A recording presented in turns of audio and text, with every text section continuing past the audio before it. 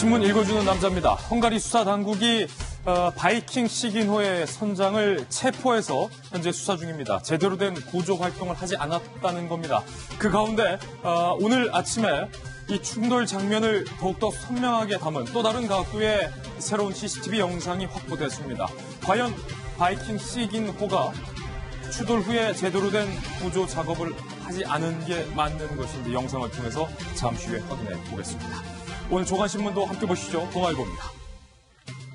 악몽이 된 야경 투어, 다뉴브강 참사, 7명 구조, 7명 사망, 19명 실종. 아직도 이 숫자는 그대로입니다. 침몰한 유람선에는 구명조끼가 있었지만 착용하진 않았던 것으로 확인이 되었습니다. 문재인 대통령은 모든 자원을 총동원해서 구조를 하라라고 지시를 했습니다. 어제까지만 해도 공개된 영상 속에서 뭔가 좀 흐릿한 영상이었죠.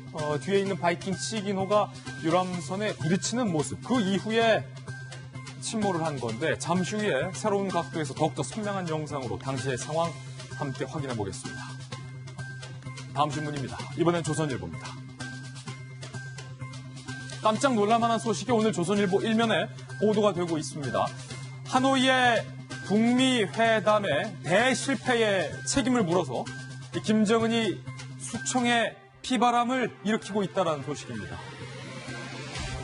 대미 협상을 총괄했던 김영철은 노역형에 처해졌고 대미 특별대표 역할로 실무회담을 사실상 책임을 지었던 특별대표 김영철은 총살을 했다라는 이야기에 대해서 조선일보는 오늘 보도하고 있습니다. 이 대북 소식통에 따르면요, 북한이 하노이 결렬에 대미 협상 실무팀 전원을 집단 숙청했다.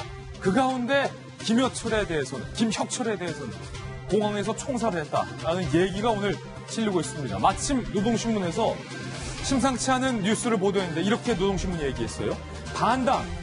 반혁명 군자에게 준엄한 심판을 내리겠다. 이 정도의 강경한 노동신문의 워딩은 장성택 처형 후에는 처음으로 언급된 것이어서 주목이 되고 있습니다. 잠시 후에 이 소식 상세하게 짚어보겠습니다. 그 외에도 김정은이 자신의 여동생인 김여정을 상대로도 뭔가 조치를 내렸다는 얘기도 나왔습니다. 잠시 후에 상세한 이야기 다뤄보겠습니다. 다음 신문입니다. 이번엔 중앙일보입니다. 위장 이혼한 배우자 집에 인형과 옷장을 들춰보니 사진 한번 보시죠. 이렇게 현금 뭉치가 나왔고요. 또 아이들의 인형 속에서도 역시 현금 뭉치와 황금 열쇠가 나왔습니다. 이거 다 무슨 이야기일까요? 고액 체납자 325명에게 국세청이 1,535억 원을 추징했습니다. 아니 이렇게 돈도 많으면서 왜 세금 안 내요? 있는 사람들이 더 해요 진짜. 아유, 국세청 조사관 142명이 잠복했고 미행한 결과 세금 안 내려고 와이프랑 위장 이혼까지 하고 말입니다. 그 딸 인형 속에 황금 열쇠 숨겨두고 말입니다. 그리고 유령 회사까지 만들어 놓은 사람도 천태만상 다행했습니다. 잠시 후 오늘의 핫플에서 정말로 더한 있는 사람들의 이야기 그 영상으로 함께 살펴보겠습니다.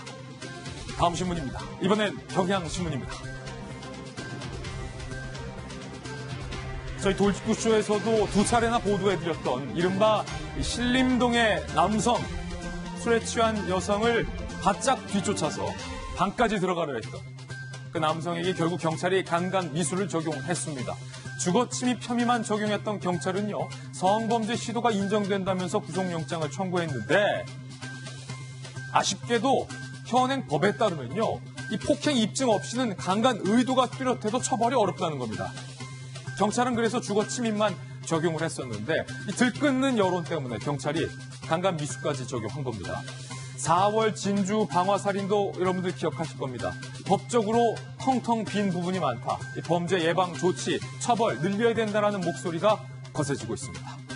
많은 여성분들이 나도 혼자 살았는데 내 원룸의 도어, 록을 누르는 소리에 그 공포감에 대한 공감이 지금 이곳저곳에서 나오고 있다고 합니다. 대책 세워야 됩니다.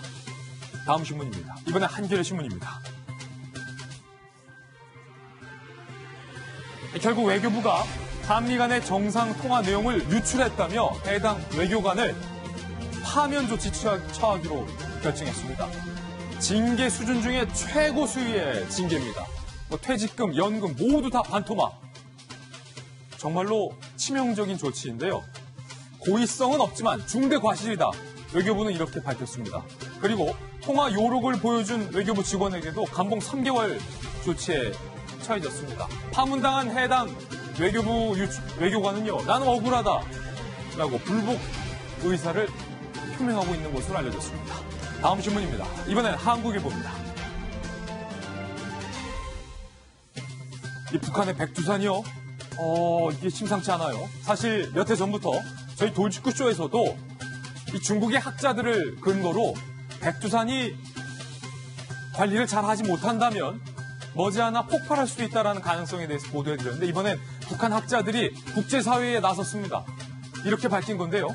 3년 사이에 10번이나 백두산에 지진이 있었다라고 말하면서 한영 리서치 컨퍼런스에 참석한 북한의 지진청 과학자들이 우려를 공개적으로 표명한 겁니다.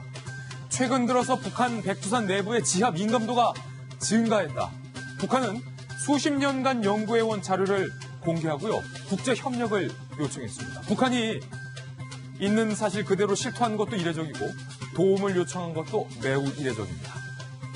현재 우리나라, 북한, 이 중국의 과학자들이 연합으로 백두산의 지질 조사를 수년간 이뤄지고 있는데 국제사회에 보다 더 큰 협조가 있어야 될 것 같습니다. 지금까지 신문 읽어주는 남자였습니다.